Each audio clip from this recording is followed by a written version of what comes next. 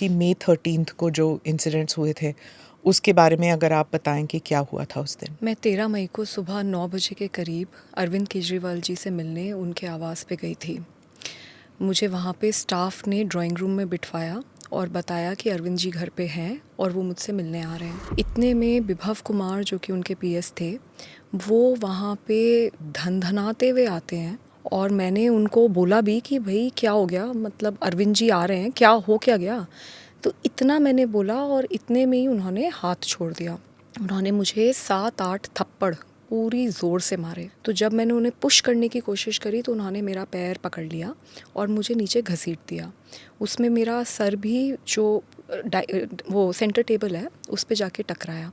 मैं नीचे गिरी और फिर उन्होंने मुझे लातों से मारना शुरू किया और मैं बहुत ज़ोर ज़ोर से चीख चीख के हेल्प मांग रही थी, लेकिन कोई मदद के लिए नहीं आया। ऐसे तो हो ही नहीं सकता कि सीएम के घर में कोई नहीं हो और ऐसी पिटाई हो रही हो किसी की और कोई बाहर ही ना निकले कमरे से। जी, वही अजीब बात है और मैं बहुत ज़ोर ज़ोर से चीख रही थी, चिल्ला रही थी। सच तो ये है कि कोई मदद के लिए नहीं आया। आप कह रही हैं किसी के इंस्ट्रक्शंस पर, यानी कि खुद ब खुद विभव में इतनी जुर्रत नहीं होगी कि वो खुद पीटे। Is that what you are saying? Vibhav ने अकेले मारा, क्या किसी के इंस्ट्रक्शंस पे मारा, ये सारी चीज़ें अब मैटर ऑफ इन्वेस्टिगेशन है। दिल्ली पुलिस के साथ मैं पूरी तरीके से कोऑपरेट कर रही हूँ।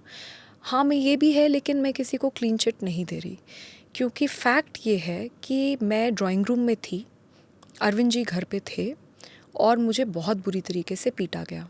मैं चीख रही थी, चिल्ला रही थी, पर कोई आया नहीं। मैंने ये नहीं सोचा कि मेरा क्या होगा, मेरे करियर का क्या होगा, मेरे साथ ये लोग क्या करेंगे।